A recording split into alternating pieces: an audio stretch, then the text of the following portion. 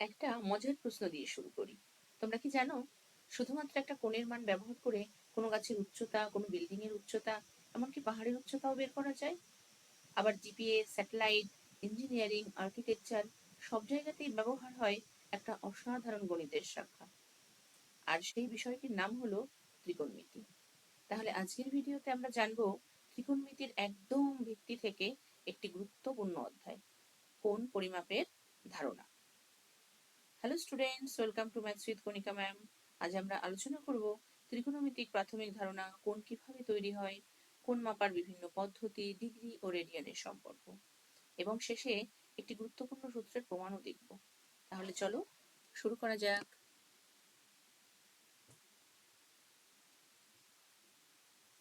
ত্রিকোণমিতি কি? প্রথমে জানতে হবে ত্রিকোণমিতি কি। What is trigonometry? ত্রিকোণমিতি শব্দটি এসেছে গ্রিক শব্দ ট্রাই, যার অর্থ তিন, যার অর্থ তিন। গণ, গ্রিক শব্দ গণ, যার অর্থ কোণ। আর মেট্রন, মেট্রন, যার অর্থ পরিমাপ। এই তিনটে শব্দ থেকে ত্রিকোণমিতি শব্দটা এসেছে, ট্রাইগোনোমেট্রি। তাহলে এখানে ত্রিকোণ এবং মিতি, ত্রিকোণমিতির ত্রিকোণ এবং মিতি, এই দুটো শব্দের মানে হচ্ছে ত্রিকোণ মানে ট্রায়াঙ্গেল, আর মিতি মানে হচ্ছে মেজারমেন্ট বা পরিমাপ। অর্থাৎ আমরা যদি বলি ত্রিকোণমিতি গণিতের একটি গুরুত্বপূর্ণ শাখা, যেখানে ত্রিভুজের বাহু ও কোণের সম্পর্কে আলোচনা করা হয়। ঠিক আছে? অর্থাৎ কি বলা হলো, ত্রিভুজের বাহু ও কোণের মধ্যে সম্পর্ক নিয়ে যে শাখা আলোচনা করে তাকে ত্রিকোণমিতি বলা হয়। তবে বাস্তবে ত্রিকোণমিতি শুধু ত্রিভুজের মধ্যেই সীমাবদ্ধ নয়। পদার্থবিদ্যা, জ্যোতির্বিজ্ঞান, সমুদ্র পথে নৌ চলাচল, বিমান চালনা, কম্পিউটার গ্রাফিক্স, এমনকি মোবাইল জিপিএস এর কাজেও ত্রিকোণমিতির ব্যাপক ব্যবহার রয়েছে। তাই বলা যায় আধুনিক বিজ্ঞানের একটি অত্যন্ত গুরুত্বপূর্ণ ভিত্তি হলো ত্রিকোণমিতি। বোঝা গেল? যার মূল বিষয় হবে কোণকে পরিমাপ করা। তাহলে এখন প্রশ্ন হলো, কোণ আসলে কি? তাহলে কোণটা আসলে কি? আমরা সাধারণত দুইটি রেখার মধ্যবর্তী ফাঁককে কোণ বলে থাকি। আমরা এই একটা রেখা, এই একটা রেখা, এই দুটো রেখার মধ্যবর্তী যে ফাঁকটা থাকে এটাকেই আমরা সাধারণত কোণ বলে থাকি। ঠিক আছে? কিন্তু ত্রিকোণমিতিতে কোণকে একটু ভিন্নভাবে দেখা হয়। যখন যখন একটি রশ্মি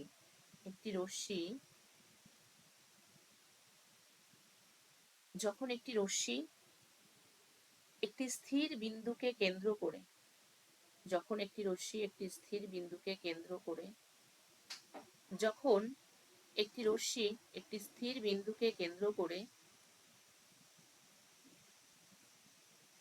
যখন একটি রশ্মি একটি স্থির বিন্দুকে কেন্দ্র করে ঘুরবে, এভাবে ঘুরবে, তখন যে ঘূর্ণন সৃষ্টি হয় তাকেই কোণ বলা হয়। মানে একটি রশ্মি যদি স্থির বিন্দুকে কেন্দ্র করে ঘুরে তবে কোণ উৎপন্ন হয়। এই যে কোণটা পাওয়া যায় এটাই হচ্ছে ত্রিকোণমিতিক কোণ। এখানে একটা বিষয় কিন্তু খুব গুরুত্বপূর্ণ। যদি রশ্মিটি ঘড়ির কাঁটার বিপরীত দিকে ঘুরে, মানে আমাদের ঘড়ির কাঁটা সাধারণত এরকম ঘুরে, তো এটা যদি এরকম বিপরীত দিকে ঘুরে, এখান থেকে শুরু করলো, দিয়ে এইভাবে ঘুরতে ঘুরতে ঘুরতে ঘুরতে এইভাবে এলো, তাহলে এই যে কোণগুলো হলো প্রতিনিয়ত, এইগুলো হচ্ছে ধনাত্মক কোণ বা পজিটিভ অ্যাঙ্গেল। আর যদি ঘড়ির কাঁটার দিকে ঘোরে, এই যে ঘড়ির কাঁটার দিকে, এই দিকে যদি ঘোরে তাহলে তাকে আমরা বলবো ঋণাত্মক কোণ, এই অ্যাঙ্গেলগুলো। ঠিক আছে? আর একটা মজার বিষয় এখানে হলো যে ত্রিকোণমিতিতে কোণের মান শুধু 0 ডিগ্রি থেকে 360 ডিগ্রিতে সীমাবদ্ধ থাকে না। এই 360 ডিগ্রিকেও ছাড়িয়ে হতে পারে ত্রিকোণমিতিক কোণ। ঠিক আছে? যদি একটি রশ্মি একাধিকবার ঘুরে, এটা একবার ঘুরে এলো 360 ডিগ্রি, 360 ডিগ্রি, এটা আবার ঘুরে এলো 720 ডিগ্রি, বা এটা ঘুরে এইখানটায় স্থির হলো, তাহলে টোটালটার সঙ্গে যোগ হয়ে কতবার ঘুরলো তার সঙ্গে এই কোণটা যোগ হবে। বোঝা গেল? তাই 450 ডিগ্রি হোক, 720 ডিগ্রি বা তার থেকেও বড় কোনো কোণ ত্রিকোণমিতিতে কিন্তু সম্পূর্ণ বৈধ। শূন্য কোণ 0 ডিগ্রিকে বলা হয় আর পূর্ণ আবর্তন মানে 360 ডিগ্রি। যতবার আবর্তন করবে ততবার 360 ডিগ্রি করে যোগ হবে। এই ত্রিকোণমিতিক কোণ কি কি পদ্ধতিতে পরিমাপ করা হয়? দুটো পদ্ধতি, এক ষষ্ঠিক পদ্ধতি আর একটা হচ্ছে বৃত্তীয় পদ্ধতি। ষষ্ঠিক, ষষ্ঠিক। এই কোণ পরিমাপের সাধারণ দুটোই পদ্ধতি হয়, ব্যবহার করা হয়। প্রথমটা হচ্ছে ষষ্ঠিক পদ্ধতি, দ্বিতীয়টা বৃত্তীয় পদ্ধতি। ষষ্ঠিক পদ্ধতিকে সেক্সাডেসিমাল সিস্টেমও বলা হয়। ঠিক আছে? তাহলে এখানটা আমরা কি কি শিখব? আমরা শিখব সংজ্ঞাটা কি আগে। যে পদ্ধতিতে কোণকে ডিগ্রি, মিনিট এবং সেকেন্ডে প্রকাশ করা যায়, কোণকে আমরা কিসে? ডিগ্রিতে, মিনিটে এবং সেকেন্ডে প্রকাশ করব, সেই পদ্ধতিকে বলা হবে ষষ্ঠিক পদ্ধতি। এখানে আমরা ডিগ্রি, ডিগ্রি মানে হচ্ছে এই যে কোনো একটা নাম্বার লিখলাম, তার মাথায় যে গোল মতন দেব এটা হবে ডিগ্রি। কেমন? এইবার এই পদ্ধতিটি আমাদের দৈনন্দিন জীবনে কিন্তু সব থেকে বেশি ব্যবহৃত হয়।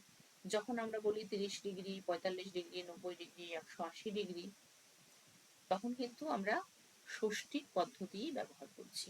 কেমন? এবার আসি বৃত্তীয় পদ্ধতিতে, সার্কুলার সিস্টেম। বৃত্তের কেন্দ্রস্থিত এমন কোণ যার বিপরীত চাপের দৈর্ঘ্য, ধরো বৃত্তের কেন্দ্র আমি এটা নিলাম, বৃত্তের কেন্দ্র এটা। এইবার এখান থেকে এর দৈর্ঘ্যের একটা ব্যাসার্ধ নেব, এই যে ব্যাসার্ধ নিলাম এটা, আর এই ব্যাসার্ধের যে সমান আর এই মাপের একটা আমরা আর্ক নেব, বৃত্তচাপ নেব, এইটা নিলাম, এই মাপটা, এটাও হচ্ছে আর। তাহলে এই যে বৃত্তচাপ এই ব্যাসার্ধ নিয়ে যে কোণটা উৎপন্ন করলো এইটা হচ্ছে রেডিয়ান। এবার ব্যাসার্ধও যদি আর হয় আর বৃত্তচাপও যদি আর হয়, তাহলে এই যে কোণটা এটা 1 রেডিয়ান, এটা হচ্ছে একটা ধ্রুবক কোণ হবে। ঠিক আছে? অনেক শিক্ষার্থী কি করে, শুরুতে রেডিয়ানকে একটু কঠিন মনে করে, কিন্তু আসলে রেডিয়ান হলো কোণ পরিমাপের সবচেয়ে স্বাভাবিক এবং বৈজ্ঞানিক একক। কারণ এটি সরাসরি বৃত্তের ব্যাসার্ধ আর চাপের দৈর্ঘ্যের সঙ্গেই সম্পর্কিত। ঠিক আছে? এই যে যে কোনো একটা বৃত্তের পরিধি, এই যে পরিধিটা, যে কোনো একটা বৃত্তের যেই পরিধিটা, এই পরিধি এবং এর যে ব্যাস, যে কোনো বৃত্তের ব্যাস, এই দুটো কি হয়? এই দুটোর যে অনুপাত সেটা সবসময় ধ্রুবক হয়। এই সম্পর্কটার উপরেই ভিত্তি করে কিন্তু এই পদ্ধতির একক নির্ধারণ করা হয়েছে। তাহলে 2πr, 2πrটা হচ্ছে পরিধি, এই যে অনুপাতটা এটা কিন্তু সবসময় ধ্রুবক, এর উপরেই ভিত্তি করেই কিন্তু আমাদের এই রেডিয়ান, রেডিয়ান হবে এখানে, রেডিয়ান। ঠিক আছে? এই রেডিয়ান কোণটা কোণের ধ্রুবক ঠিক করা হয়েছে। এই যে রেডিয়ান যে একটা ধ্রুবক কোণ, এটা কিন্তু আমরা খুব সহজেই প্রমাণ করতে পারি। কিরকম ভাবে করবো? ধরো এই যে হচ্ছে বৃত্তটা রয়েছে, এটা ধরো ও হচ্ছে এর কেন্দ্র, ও এ, এটা হচ্ছে ওর ব্যাসার্ধ যার পরিমাণটা হচ্ছে আর, চাপটা নিলাম এসি, তাহলে এসি চাপ নিলাম, চাপ হচ্ছে আর, তবে এ ও সি 1 রেডিয়ান হবে। এটা হবে, এটা প্রমাণ করতে হবে। প্রমাণ করো। তাহলে কি করে এটা 1 রেডিয়ান হচ্ছে? তাহলে আমরা এখানে কি বলতে পারি? এই যে ও কেন্দ্র আর ও এ ব্যাসার্ধ, এটা তো আর আমরা জানি। এই ও এটা আর এই বৃত্তচাপ এসি এটা কি করেছে? কেন্দ্রে একটা কোণ উৎপন্ন করেছে। কোণটা কি? কোণটা হচ্ছে এ ও সি। কেমন? এইবার সংজ্ঞা অনুসারে কি? এ ও সিটা হচ্ছে 1 রেডিয়ান, এ ও সিটা হচ্ছে 1 রেডিয়ান, এটা হচ্ছে 1 রেডিয়ান। আবার আমরা কি জানি, যে কোনো বৃত্ত দ্বারা যে উৎপন্ন কেন্দ্রস্থ কোণ হয় সেটা কি 4 সমকোণের সমান। তাহলে এখানটায় আমরা কি লিখব, বৃত্তচাপ এসি এর দৈর্ঘ্য বাই বৃত্তের পরিধি, এটা সমান সমান কি হবে, এসি এর দৈর্ঘ্য কত আর বৃত্তের পরিধি 2 পাই আর। এইবার তাহলে কি হলো, এইটা সমান সমান 1/2 হবে, এটা আমরা বুঝতে পারলাম। আবার আমরা কি জানি, এ ও সি বাই 4 সমকোণ, এটা সমান সমান কি হবে, এ ও সি তো বলে দেওয়া হয়েছে 1 রেডিয়ান, তাহলে 1 রেডিয়ান বাই 4 সমকোণ। এবার কি হবে, জ্যামিতি থেকে কি পাওয়া যায়, আমরা কি বলতে পারি, যে কোনো বৃত্তের বিভিন্ন দৈর্ঘ্যের চাপের দ্বারা উৎপন্ন কেন্দ্রস্থ কোণগুলির অনুপাত সেই সব চাপের দৈর্ঘ্যেরও অনুপাত হবে। তাহলে আমার এখানটায় কি ছিল, প্রথমে আমি পেলাম এ ও সি বাই 4 সমকোণ, তাহলে এইটা মানে এ ও সি হচ্ছে বৃত্তচাপ এসি এর দৈর্ঘ্য, আর এটা কি বৃত্তের পরিধি। এবার এইটার মানে তো আমরা আগে বের করেছি, এটা 1/2 তাহলে আমরা কি লিখবো, 1 রেডিয়ান বাই 4 সমকোণ সমান সমান 1/2। তাহলে এখান থেকে আমরা কি লিখতে পারি, 1 রেডিয়ান সমান সমান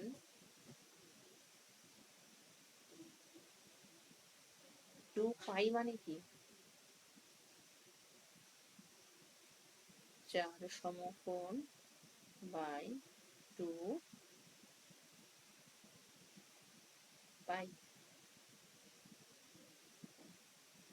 এখান থেকে 2 চলে যাচ্ছে, তাহলে পড়ে থাকছে কি 2 সমকোণ বাই পাই। এইবার এই যে মান, এটা একটা ধ্রুবক সংখ্যা, কি করে ধ্রুবক সংখ্যা, 2 সমকোণ তো একটা মান হচ্ছে, আর পাই সেটাও একটা ধ্রুবক সংখ্যা, তাহলে এটা আমরা তো লিখতেই পারি, এটা মানে তো লিখতে পারি যেটা মানেই হচ্ছে ধ্রুবক, এটাই তো আমাদের প্রমাণ করার ছিল। এখান থেকে আরেকটা জিনিস আমরা দেখতে পারি, সেটা হচ্ছে 1 রেডিয়ান সমান সমান 2 সমকোণ বাই পাই। তাহলে এখান থেকে আমি কি লিখতে পারি, এই রেডিয়ানকে আমরা কিভাবে ডিনোট করব, এইভাবে, এটা হচ্ছে রেডিয়ান, যেমন ডিগ্রি আমাদের 1 ডিগ্রি এরকম হয়, তেমনি 1 রেডিয়ান এই সিম্বলে আমরা ডিনোট করি। এটা সমান সমান 2 সমকোণ বাই পাই। তার মানে আমরা এখান থেকে বলতে পারি পাই রেডিয়ান সমান সমান 2 সমকোণ 180 ডিগ্রি। বোঝা গেল, এটা কিন্তু প্রমাণ হয়ে গেল যে রেডিয়ানটা একটা ধ্রুবক কোণ। এইবার দেখো এখানটায় কি ষষ্ঠিক আর বৃত্তীয় পদ্ধতির মধ্যে সম্পর্ক, কি ষষ্ঠিক আর বৃত্তীয় পদ্ধতির মধ্যে সম্পর্ক। তাহলে আমরা কি পেলাম, 360 ডিগ্রি মানে 2 রেডিয়ান, 180 ডিগ্রি মানে পাই রেডিয়ান, তাহলে 90 ডিগ্রি হলে পাই/2, 60 ডিগ্রি হলে পাই/3, 45 ডিগ্রি হলে পাই/4, আর 30 ডিগ্রি হলে পাই/6 রেডিয়ান হবে। ঠিক আছে, তাহলে এইগুলো কিন্তু আমাদের মুখস্থ করতে হবে। এই যে সম্পূর্ণ একটা বৃত্তের মান 360 ডিগ্রি, এইটা কিন্তু আমাদের সবসময় জেনে রাখতে হবে, বা একই বৃত্তের মান সবসময় কিন্তু 2 রেডিয়ান হবে। বোঝা গেল। এই মানগুলো কিন্তু অবশ্যই মনে রাখতে হবে। এইবার আমরা গুরুত্বপূর্ণ একটা সূত্রের প্রমাণ দেখব, যে S = r থিটা, এটা কিভাবে প্রমাণ করা যায়। এখানে কিন্তু কি আছে, এখানটায় আমাদের ধরা যাক কি আছে, বৃত্তের ব্যাসার্ধ, এটা ধরে নিলাম আর। এবার কেন্দ্রস্থ কোণ থিটা রেডিয়ান করেছে এবং চাপের দৈর্ঘ্য S, একটা আমি চাপ নিলাম, এটা হচ্ছে S। আচ্ছা, নামগুলো দিয়ে একটু,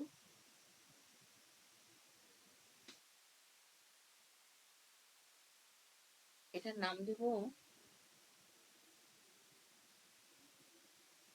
ও, ও কেন্দ্র, ও থেকে x, এটা ধরে নিলাম r, x থেকে এটা হচ্ছে y,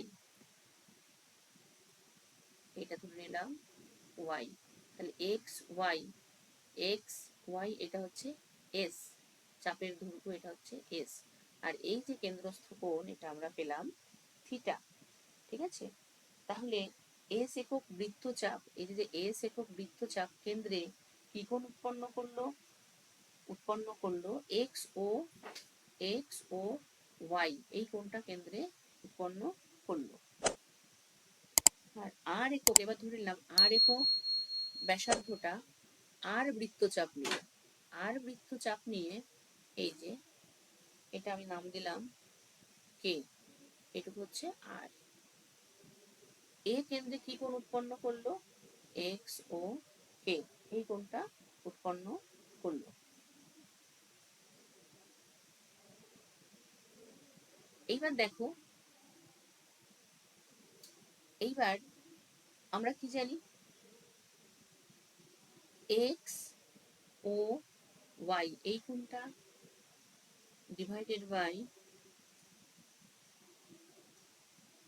x ও k ইজ ইকুয়াল টু বৃত্তচাপ কোনটা আছে x ও y এর জন্য, তাহলে এটা চাপ কি, চাপ x, এখানটায় এই যে চাপটা এটা পিস x p y এর দৈর্ঘ্য, আর একটা হচ্ছে চাপ x p k এর দৈর্ঘ্য। তাহলে এই দুটো সমান সমান কি হচ্ছে, এটা মানে তো s আর এটা মানে r, আর এদিকে x ও y, বা x y কে কি ধরা হয়েছিল এখানে থিটা, আর x ও k কি হবে, এটা 1 রেডিয়ান হবে, কারণ একটু আগেই আমরা প্রমাণ করেছি যদি চাপ, বৃত্তের চাপ এবং ব্যাসার্ধের দৈর্ঘ্য সেম হয় তাহলে বৃত্তস্থ কোণ হবে 1 রেডিয়ান, এটা আমরা প্রমাণ করেছি, এটা s/r। এইবার 1 রেডিয়ান তো, এবার আমরা যদি কোণাকুনি গুণ করি তাহলে কি আসবে, s = r থিটা আসবে। তাহলে এটাই আমাদের প্রামাণ্য বিষয় ছিল, বোঝা গেল। তাহলে এই সূত্রটা প্রমাণিত হলো। এই সূত্রটা কিন্তু ত্রিকোণমিতি এবং বৃত্ত সংক্রান্ত অঙ্কে অত্যন্ত গুরুত্বপূর্ণ। ঠিক আছে, পরবর্তীতে আর্ক লেন্থ এবং সেক্টরের ক্ষেত্রফল নির্ণয়ে এই সূত্র কিন্তু বারবার ব্যবহার করা হবে। তাহলে আজ আমরা শিখলাম ত্রিকোণমিতি কি, কোণের ধারণা, ধনাত্মক ও ঋণাত্মক কোণ, ষষ্ঠিক ও বৃত্তীয় পদ্ধতি, ডিগ্রি ও রেডিয়ানের সম্পর্ক এবং x = r থিটা সূত্রের প্রমাণ, বা আরেকটা শিখলাম যে রেডিয়ান মানে হচ্ছে ধ্রুবক, সেটাও প্রমাণ শিখলাম। তাহলে আশা করি পুরো বিষয়টি তোমাদের কাছে সহজ এবং পরিষ্কার লেগেছে। ভিডিওটি ভালো লাগলে অবশ্যই লাইক করবে, বন্ধুদের সঙ্গে শেয়ার তো করবেই, এবং ম্যাথস উইথ কণিকা ম্যাম চ্যানেলটা সাবস্ক্রাইব অবশ্যই করবে। আর যদি ফেসবুক থেকে দেখে থাকো তাহলে অবশ্যই ফলো করবে। পরবর্তী ভিডিওতে আমরা ত্রিকোণমিতির আরো গুরুত্বপূর্ণ বিষয় নিয়ে আলোচনা অবশ্যই করব। প্র্যাকটিস করতে থাকো সবাই, খুব জোরে কদমে প্র্যাকটিস করতে থাকো সবাই, খুব জোর কদমে পড়াশোনা চালিয়ে যাও। Thank you for watching, see you in the next video, tata.